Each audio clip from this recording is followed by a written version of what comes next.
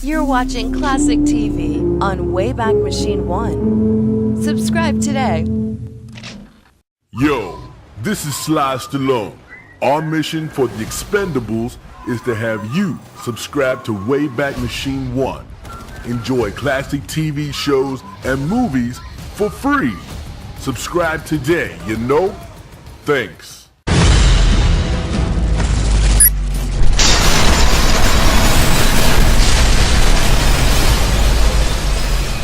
Wayback Machine 1, Classic TV. Subscribe today.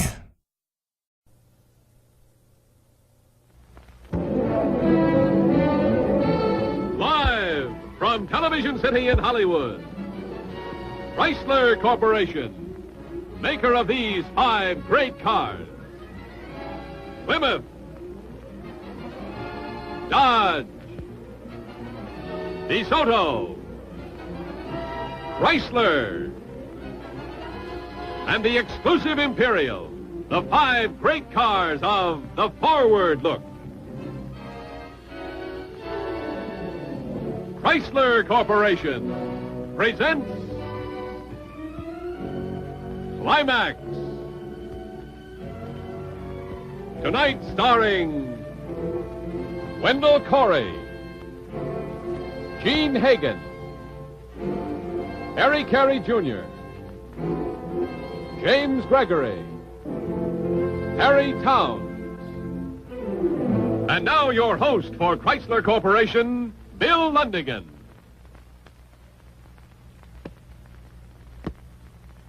You know, this week after a winter's hibernation, the baseball parks of America have suddenly come to life again.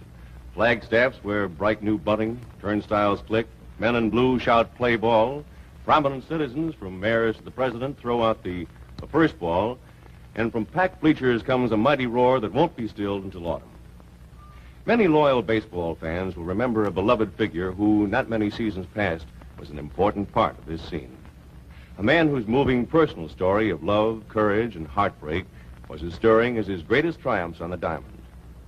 Tonight on Climax, the Lou Gehrig Story, a new dramatic picture of the Iron Horse himself, written especially for Climax by Mel Goldberg.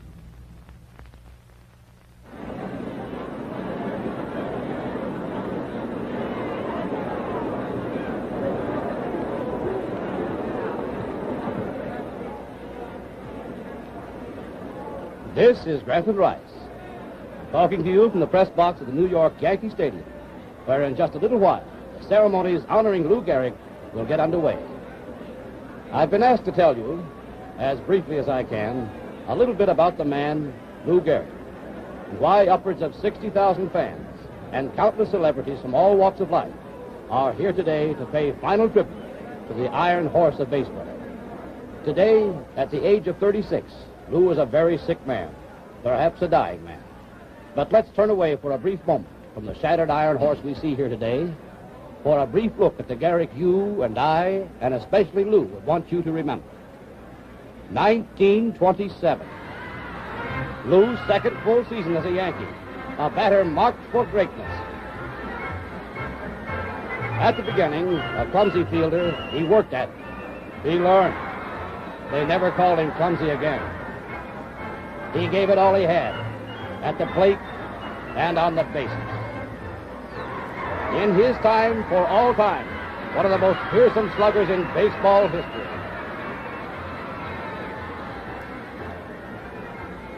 And now he became known as the Iron Horse, season after season, game after game, defying sickness, pain, and injury. Among baseball fans everywhere, the fabled Gehrig, the beloved Gehrig, the indestructible Gehrig.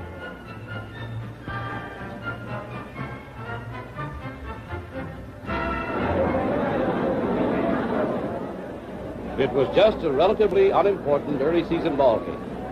But for Lou, the game was to be a crucial one. There's 2 down in the top of the 9th. The bases jammed with the White Sox, and a base hit now could win it all. So the Yankees are in serious trouble. Their ball game's in jeopardy. There's a sign. There's a stretch. Pitch. It's a bounding ball down the first baseline. Gehrig is up. No, it's by him. It's into right field for a base hit. He couldn't come up with the ball. It's a tough break, folks. It was a sharply hit ball. Let's say that Lou just missed making a nice play of it.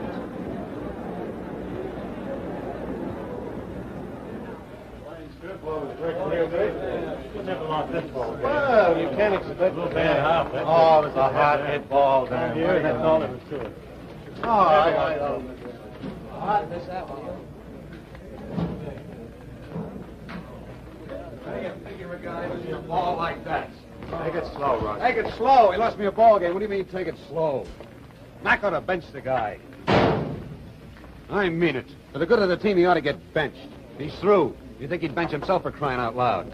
So he's played in over 2,000 games in a row. What are we supposed to do? Eat that record of his if it costs a pennant this year? I mean, we got to think of ourselves, too, you know?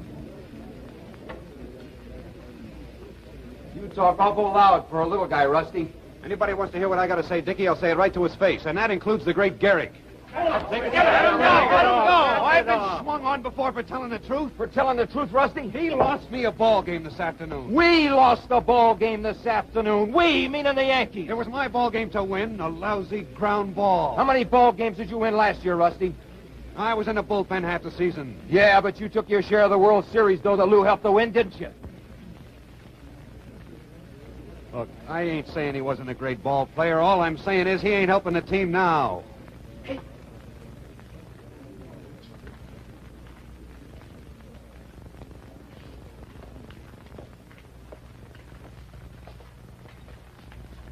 I booted one for you, kid. I'm sorry.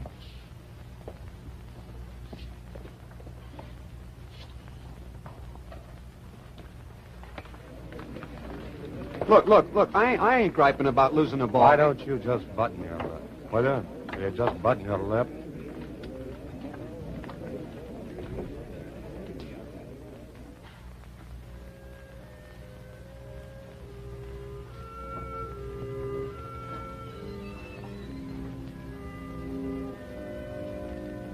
Thanks about done, Miss Gehrig. Tell the master. All I do is be throwing something at me. Throw it back. Steak's on. That's Dizzy Dean on the mound. For the You National know, I've League seen All-Stars. this film over Getting 20 ready to blow that times, and he pass hasn't past the struck mighty you Gehrig. out yet. There it goes. A loud line Every drive. It may time. go all the way.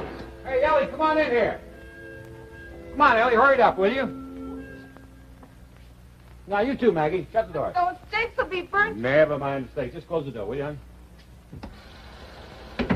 That's Dizzy Dean on the mound for the National League All-Stars. He's getting ready to blow that fast one past the mighty Gehrig. Now, watch the feet, honey. There it goes. A low line drive that may go all the way.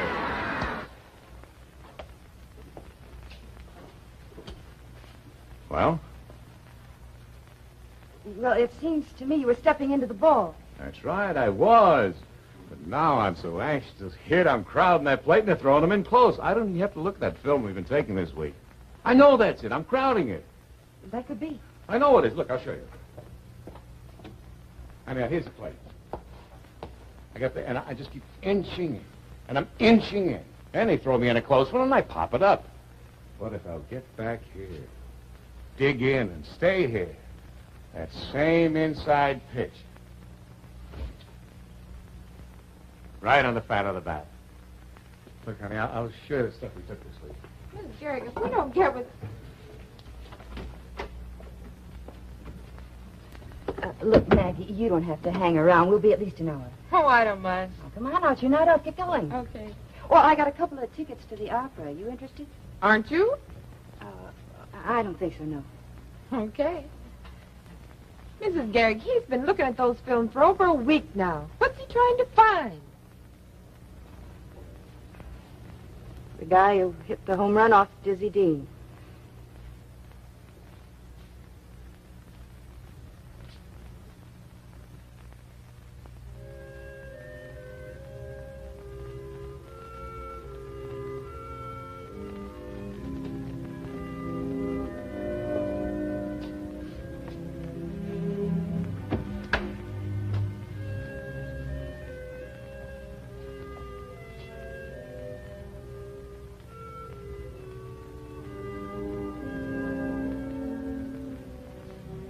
Well, dinner will be ready in 2 shakes.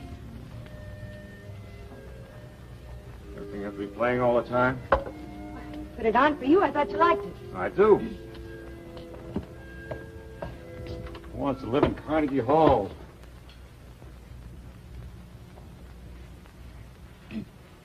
You know, maybe I should have married Toscanini. I could have, you know. He's been after me for years. But I look at the guy and I ask myself, how many homers did he hit last year? Oh, look who's laughing. The way I'm hitting, I could be using the baton. Oh, no. No, I don't believe it. The dour Dutchman finally got off a good one.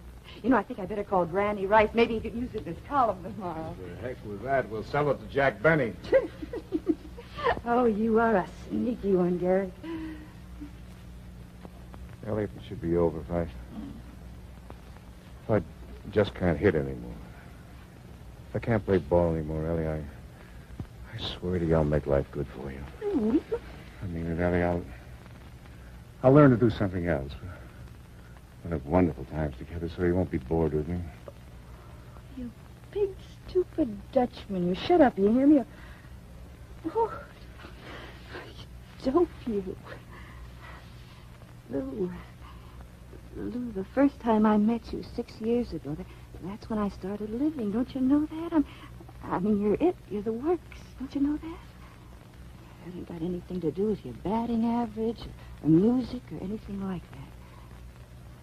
You got that straight? Come on, say it. Oh, look me in the eye and say it. I love you, Ellie. And who did the smiling Irishman love? Oh, Ellie. Come on, say it, or I'll... Smiling Irishman loves the dour Dutchman. Don't you ever forget that, Gary.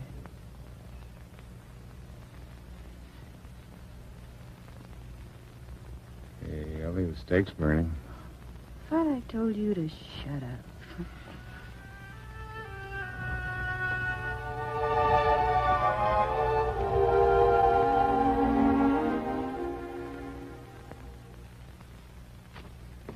I've got a right to sing the blues. I've got a right to feel low down. I've got a right to hang around, down around the river. A certain man in this old town is dragging my poor heart around. I've got the right to sing the blues. I've got a right... Opera tickets, is it? I'll give you opera tickets. Anytime at all. I liked it. So did Charlie. Charlie, what happened to Sam? That for Sam. That Carmen sure is a crazy gal, isn't she? Yeah, you might say that. Oh, that's hot. You might say that. Give them that a yell, will you? Coffee time. How's he feeling? Yeah, first time since the season opened, he slept the night through. Did he find out what he was doing wrong from those pictures? Well, he thinks he may have been crowding the plate. But you don't think so, do you? Everybody on the team from Mac on down has been studying his batting form. He's not doing anything different from the way he ever did it. And he hits one, and it's an easy fly ball. Mrs. Gehrig, he's 36 years old. And he's been playing ball day in and day out for 14 years. Over 2,000 games, and he never missed a one.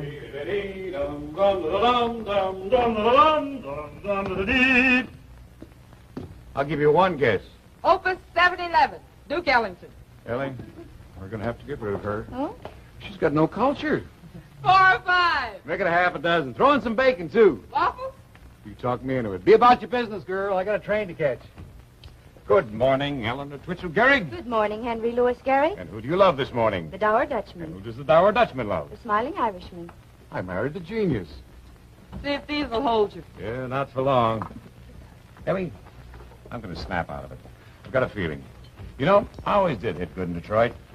You just forget about the homers, you hear? Just swing to meet the ball, and the base hits will start falling in there. That's exactly what I'm going to do. You know, I've got it all doped out. I was thinking about it while I was shaving. I've been getting in my head that I'm weak. So I stand up there and I swing real hard. I swing too hard. And I'm off balance up there. I really think that's what it is. What do you think, Ellie? I think I love you. Oh, no, really, Ellie. I mean, I really got it figured out. I've been going around moping like the world was coming to an end. I'm in a batting slump. I've had it before, and I've got out of them, and I'll get out of this one, too. Mr. Gehrig, the coffee.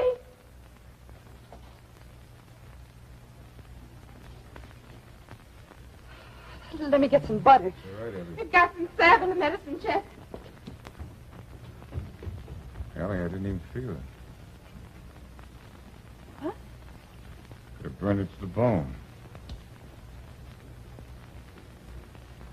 I didn't feel it, Ellie. I better get started. The train to catch. Lou! No, Ellie. I'm not going to see a doctor.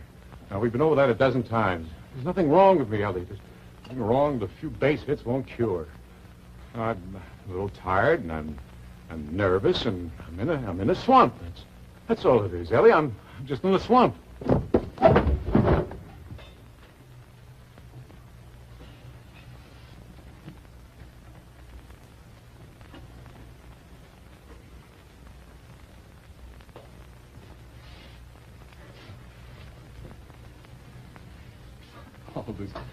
All this commotion about it. Spilled coffee, batting slump. A couple of good days, I'll be hitting him so they'll make me use one of those batons. So I won't kill somebody. Right, hon? Right. I'll call you after the game, honey.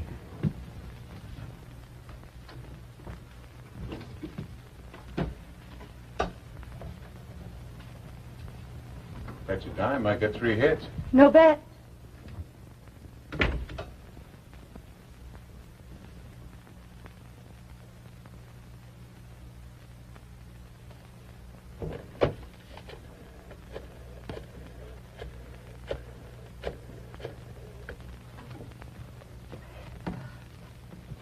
Hello, get me Mr. Dickey's room, please. Bill, Eleanor. Look, no, Lou just left. Oh, look, Bill, there's something wrong with the guy. Something very wrong. You just keep your eye on him, you see, and if anything happens, I don't know, like what? He seems to be losing his strength. He burned himself and he didn't feel anything. Bill, you get him to see a doctor. You make him see a doctor because I'm afraid he's sick.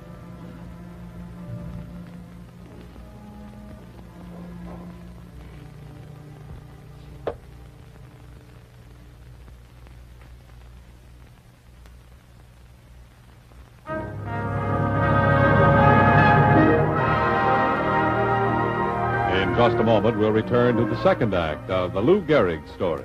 And now your host, Bill Lundigan. You know, for the real outdoors man, this is only one of 100 items to take on a camping trip.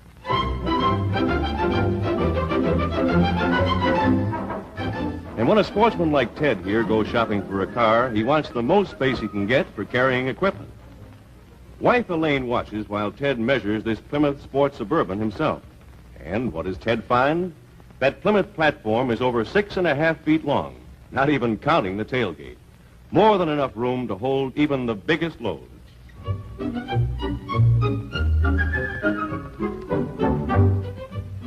Of course, Elaine is thinking mostly about style. To her, the Plymouth is far ahead in this department as well, with Flight Sweep, the only really new design note this year. And that chrome carrier on top is not only extremely useful, but adds a smart styling touch as well.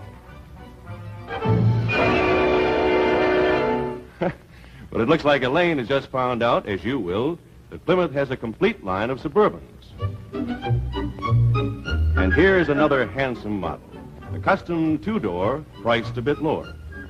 Seat 6, choice of new V8 or 6-cylinder engines, too, as with all Plymouth Suburbans.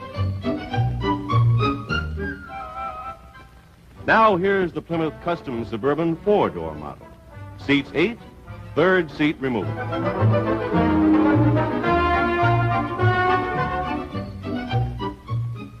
And here's still another Plymouth Suburban model, the deluxe two-door.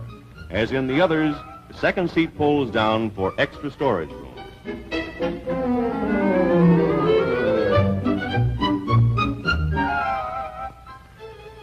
Yes, they're all big, they're all beautiful, and they're filled from road to roof with exciting new Chrysler Corporation features and extra values. Well, it looks like Ted and Elaine have already made up their minds about the one that they want. And whatever choice you make in a stunning Plymouth Suburban, you'll know at once why they set the pace for roominess, for looks, and for riding qualities, too. And now, we return to Climax, tonight starring Wendell Corey, Gene Hagen, Carey Jr., James Gregory, and Harry Towns.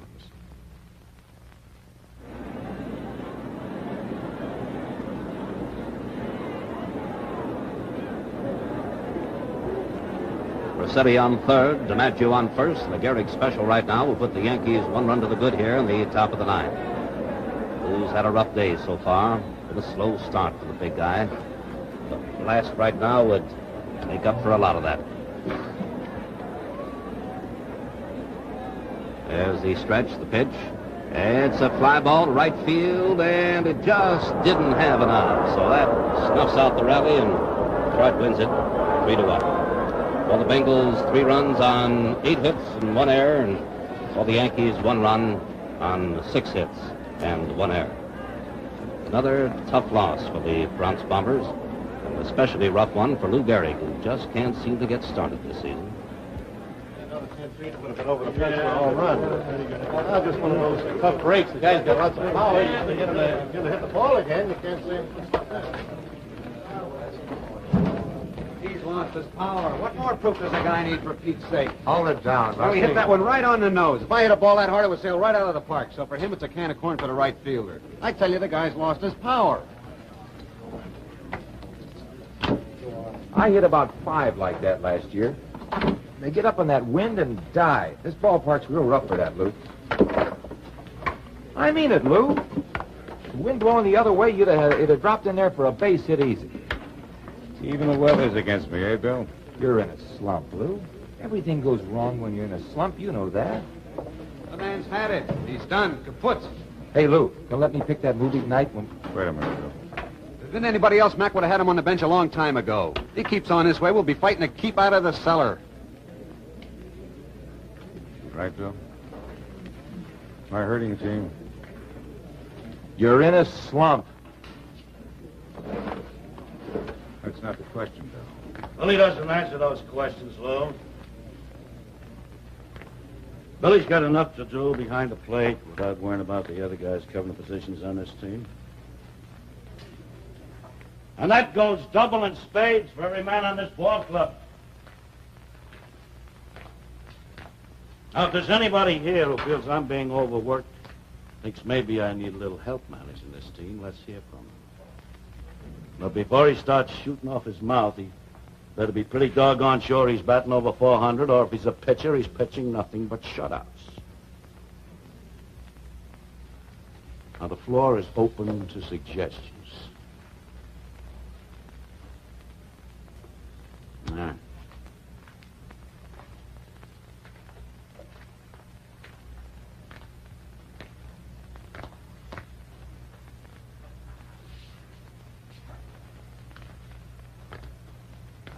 Lou, I've told you every day since this slump started that you're my first baseman. Now, if you don't feel you can handle the job, you come and tell me. I'll answer your question. Hey, a little extra workout tomorrow, Mac? Sure. I'll get somebody to throw to you. Thanks.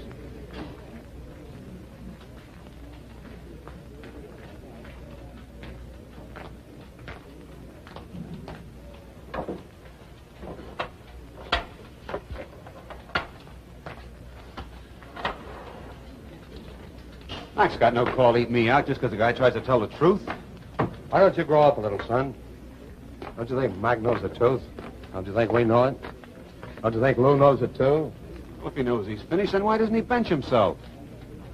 When you've played for 14 years without missing one game, When you're half the ball player that Lou Gehrig was, ask me that question then if you have to.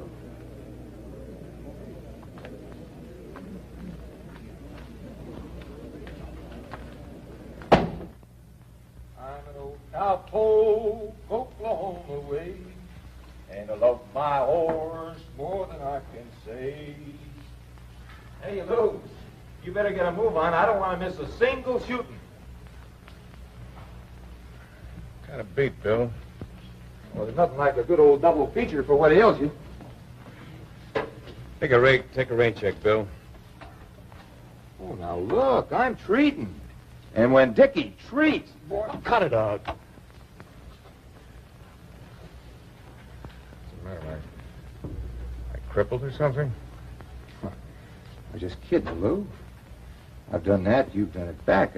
Heck, I wouldn't want to count the number of times.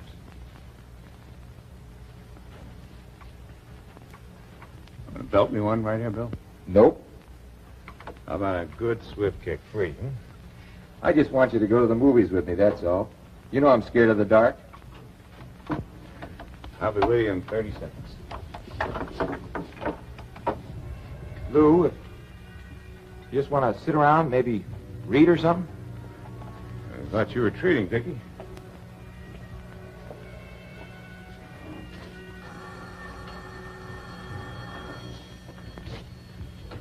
Hello? New York, calling Mr. William Dickey. Speaking.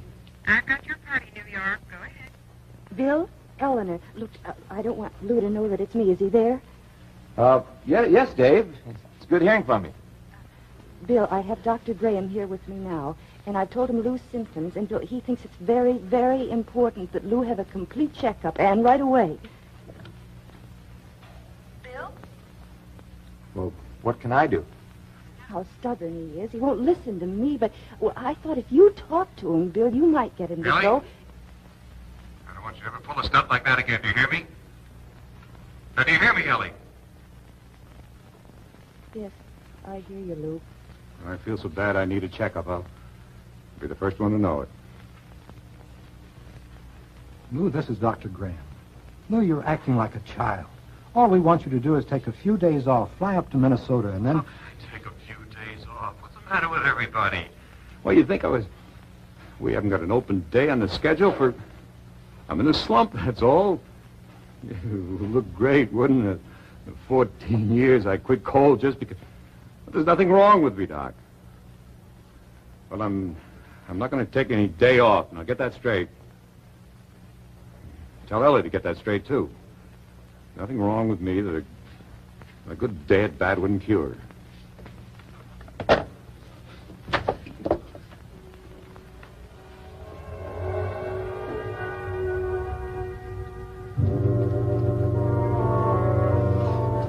Lou, I guess that's the story.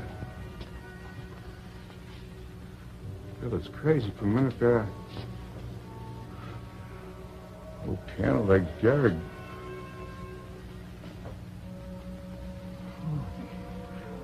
Boy, a minute there.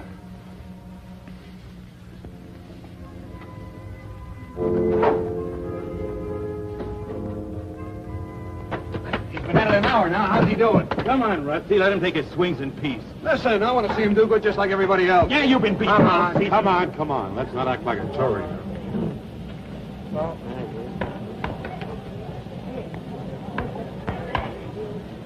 Now you're hitting them, Lou. Slow and easy.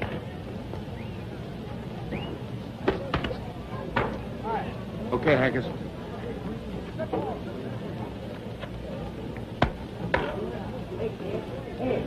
Keep that ball up, will you, Hank? That's all right, Billy.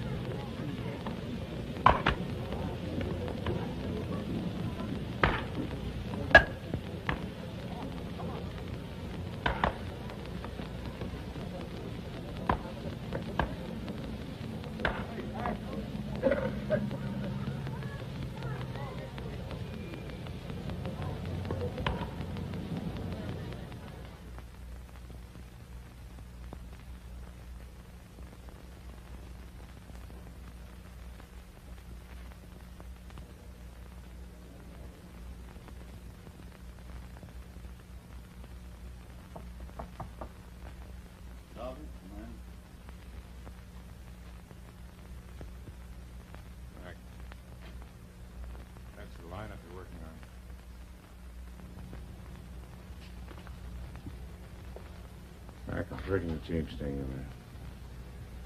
That's the lineup.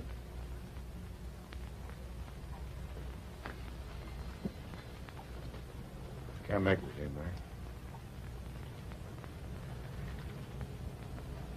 I just can't make it.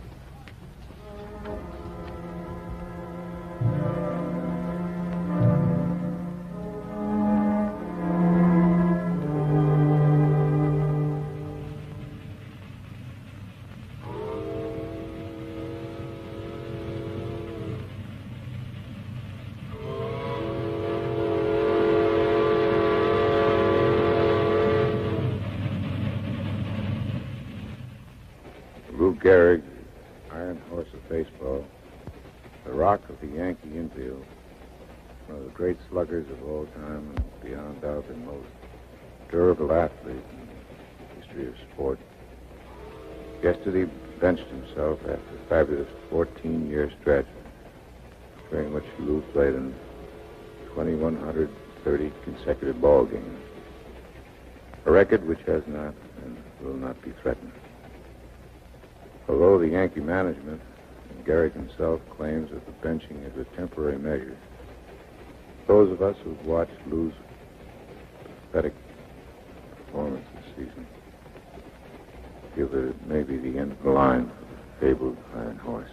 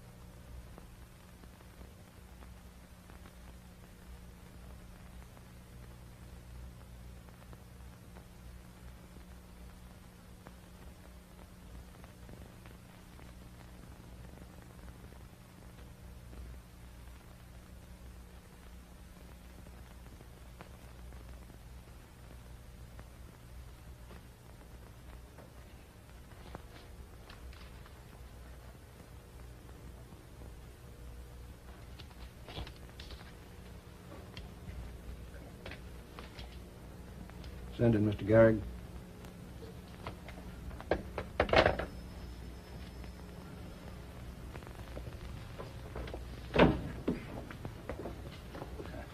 Hello, Lou. Good morning, Doc. Oh, that won't be necessary today, Lou.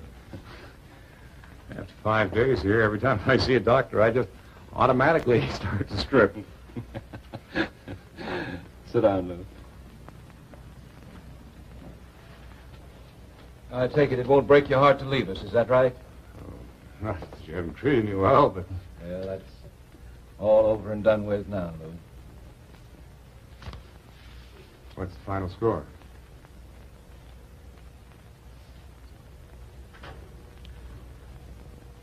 Well,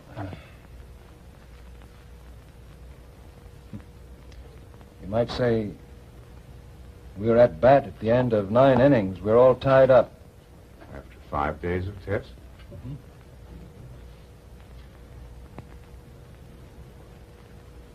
Lou,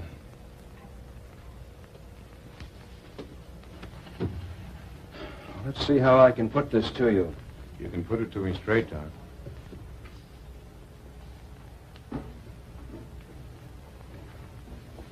Yes, Lou, I believe I can. Well, when I said we're tied at the end of 9, that sounds like a poor analogy. That's really not too far from the truth. What I'm trying to say, Lou, is a game that's tied can go on 10, 15, 20 innings. It depends on so many factors that... These extra innings, you figure 1 inning for 1 year? You could look at it that way. Do you look at it that way? And after, say, 15 innings, is there a chance of winning? Or do we just play it out as long as it goes? But in the end, we have to lose? Well, not necessarily, I Lou. know I could die of heart failure tomorrow, Doctor. Well, this other thing. Is it going to kill me? We'll be able to tell you more about that, Lou, in time. After we watch it progress, it's a rare type of paralysis. But somebody like you, with your body, your will... Is anyone who's had this thing, has anyone else ever beaten it? Well, has anybody else ever played 14 full seasons of baseball without missing a single game?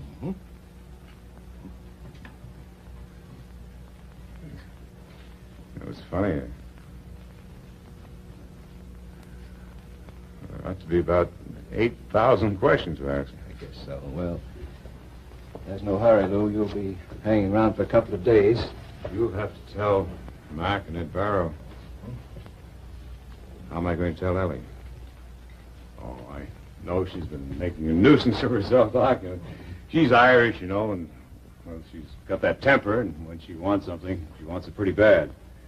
So when she calls you again and starts pumping you, why, you just tell her I've got a fighting chance. Will you, Doc?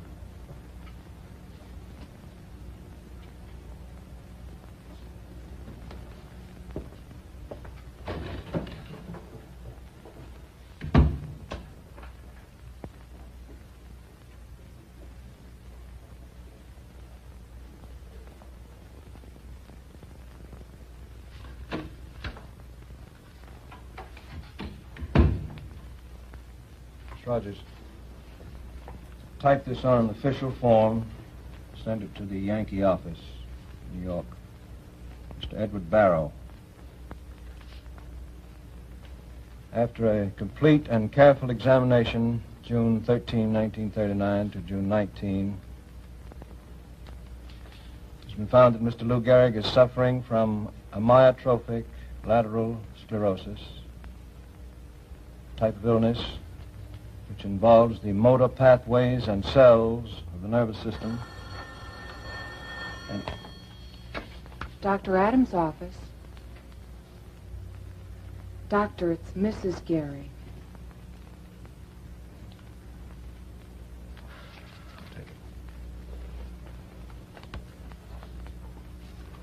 Mrs. Gehrig? Doctor, I know I said I wouldn't call it till 5, but Well, that's quite all right. I have the reports here in front of me. I was just dictating a release for the newspapers, which would define the nature of your husband's illness. It's bad, isn't it? It's quite serious. I want to know, Doctor. Well, that's difficult to say, Mrs. Gehrig, as I was telling your husband just a few... I told you not to tell Lou in... I told Lou that he had a fighting chance. Sorry, thank you, Doctor. Thank you for telling him that. And now, please tell me the truth. I've never had the privilege of meeting you, Mrs. Gehrig, but I think you can take this. I think it's something that you must know. Mrs. Gehrig? I'm still with you, Doctor. Well, your husband is suffering from a disease which we hope one day we'll be able to cure. However, at the present time, we know very little about it. Mrs. Gehrig? How long? Well, that's hard to say. But with his body, the shape he's in, why... Is there anything I can do? Try to keep his mind occupied. Try to keep him happy. Thank you, Doctor. And now, if you'll excuse me, I think I better hang up.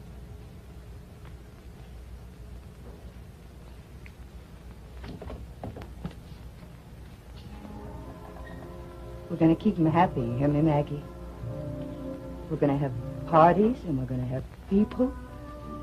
We're going to have so many people, we'll have to put a revolving door in the joint. We're going to keep him happy, understand?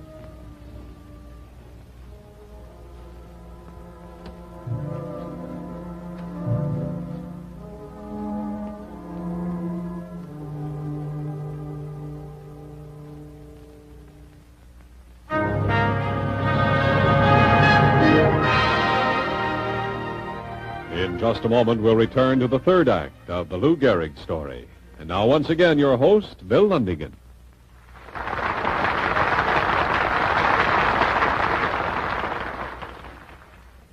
In the theater, when you have a hit, you can tell by the audience reaction. In the automobile business, we rate a hit by the nationwide acceptance it gets.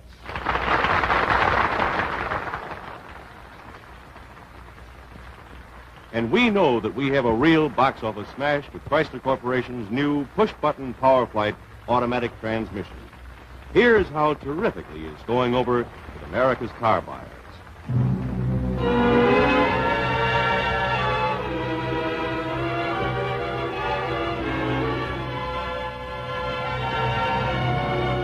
In Plymouth showrooms, push-button Power Flight gets the nod, especially from the women who enjoy its convenience and ease of operation.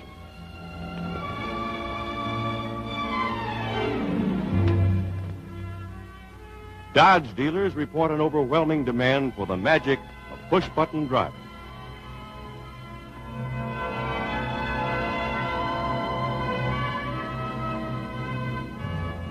And the sales at DeSoto, Chrysler, and Imperial dealers show that buyers are unanimous in their enthusiasm for this driving control from the future.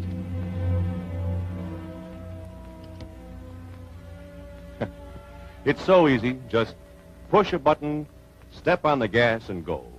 Stop in tomorrow at one of our dealers and try push-button driving in one of the brilliant new cars of the Forward Look 56 from Chrysler Corporation. And now we return to the third act of the Lou Gehrig Story, written especially for Climax by Mel Goldberg.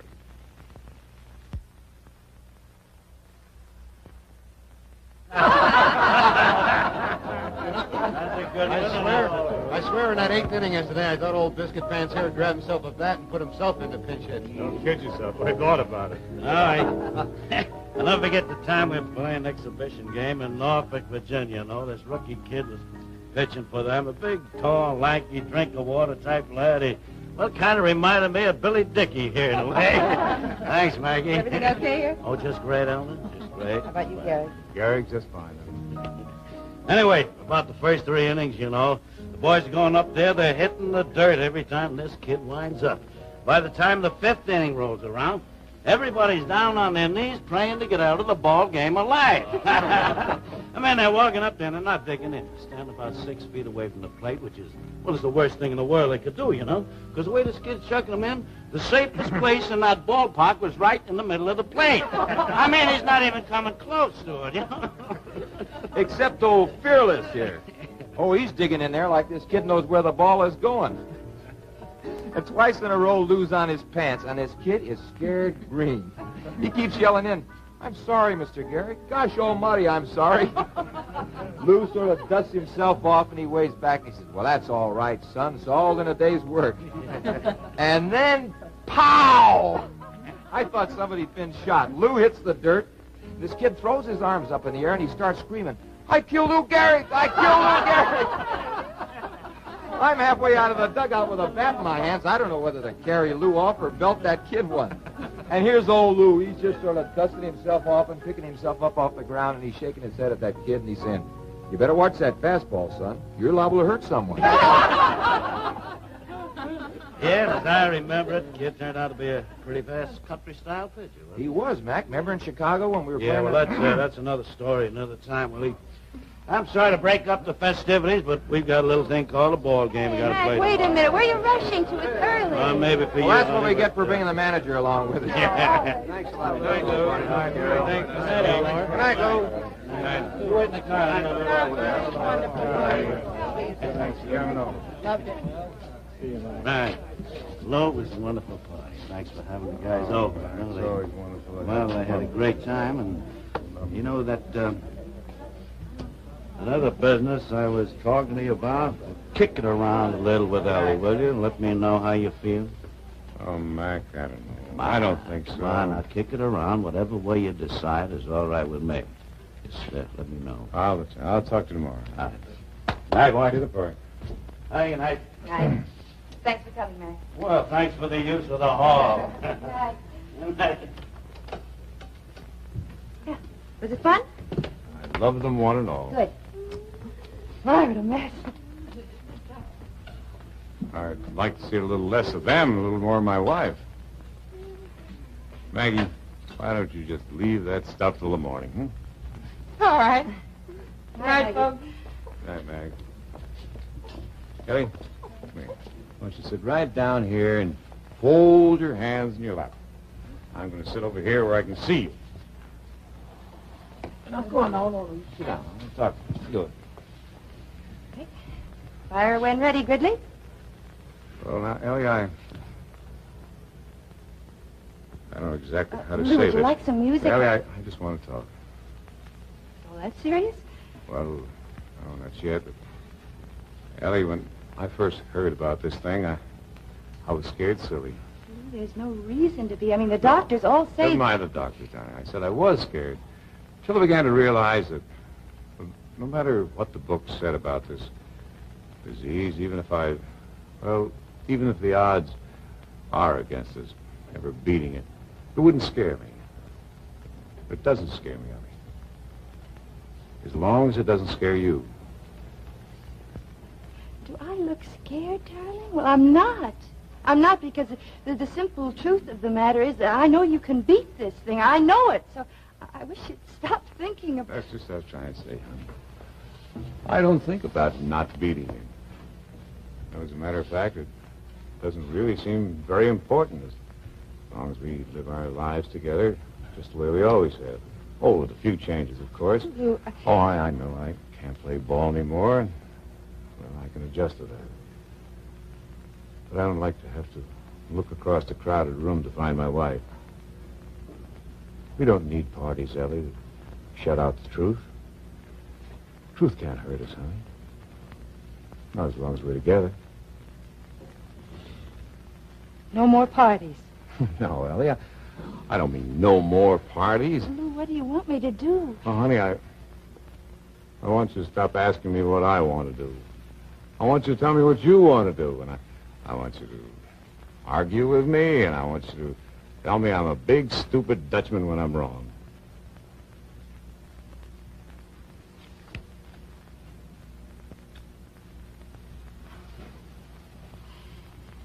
Anything else, Dictator? Well, Mac and Ed Barrow, well, Granny and some of the boys at the press, they want to have a day for me. Yes, I know. What do you think? Who I think? Well, I think if I say yes, you'll brood about it, and then you'll sit up all night trying to write a speech, and you won't be able to think of anything to say, and then you'll blame me for getting into the whole mess. And then you'll decide it was all a giant plot to embarrass you because you think you really don't rate the date because nobody cares that much about you. In other words, you think I ought to let them do it? I think you better let them do it.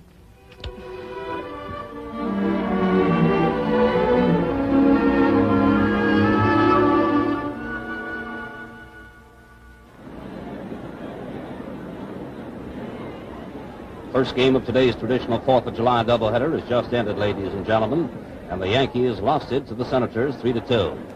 There are upwards of 60,000 fans jamming this ballpark, and most of them viewed the first game with the same apathy that the Yankees played it.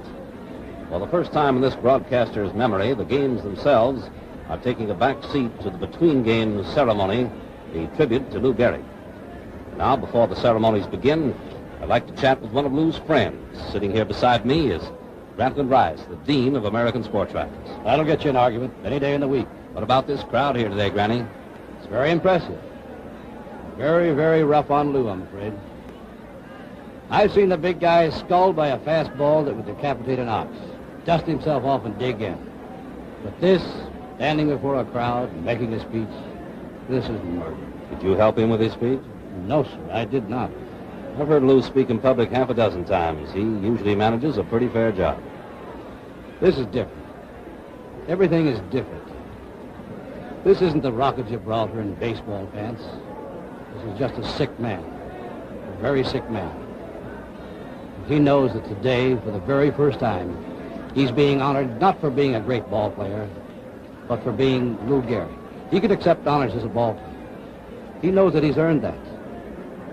But for a guy like Lou, who can't understand being anything else other than a good human being, he can't honestly see what he's done to deserve this.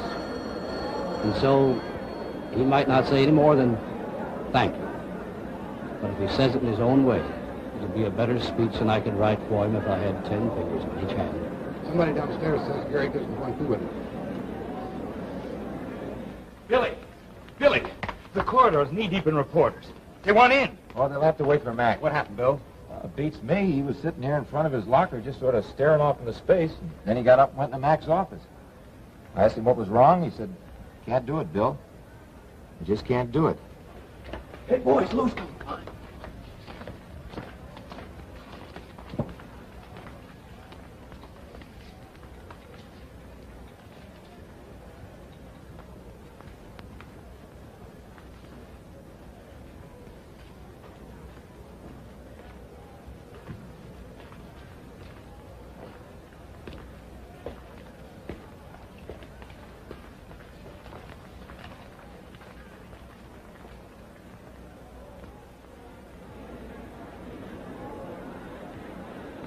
So today, after 14 years, during which Lou rewrote page after page in the baseball record book, we're here to give him his day.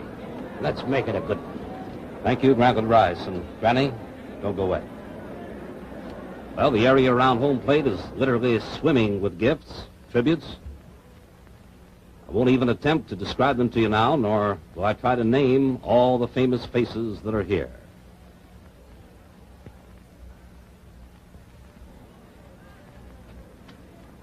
There in a group is one of the greatest baseball teams ever assembled, the 1927 Yankees. You just saw Babe Ruth, Bob Musial. Here's Wade Hoyt, Herb Pennock. Well, let's leave it at this. There isn't a name in baseball, past or present, who isn't here today to pay tribute to Lou Gehrig. The big Bambino again, Sultan of Swat. Many other dignitaries, some 60,000 of them. That's Joe McCarthy making the presentation. Some time ago told me that you thought that you were hindering the chances of the ball club by staying in the ball game. That was a day that I never wanted to see, because I never thought that I would, that is, the time would come when you and I, well, we're not going to part.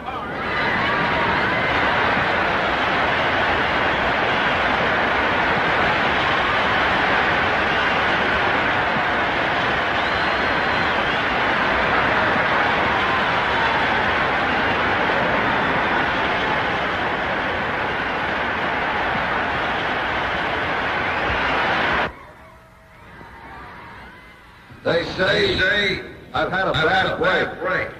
But when the office force and the groundkeepers and even the Giants from across the river, when we'd give our right arm a beat in a World Series, when they remember you, that's something. And when you have a wonderful wife who has shown more courage than I ever hoped to have, that's really great.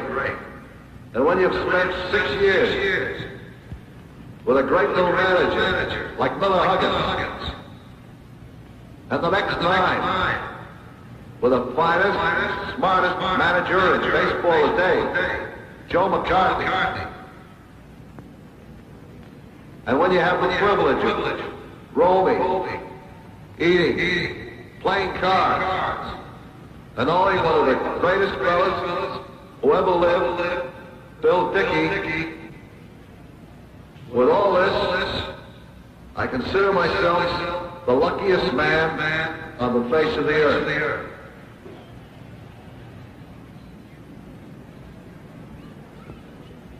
I may have been given a bad break, but I've got an awful lot to live for. Thank you.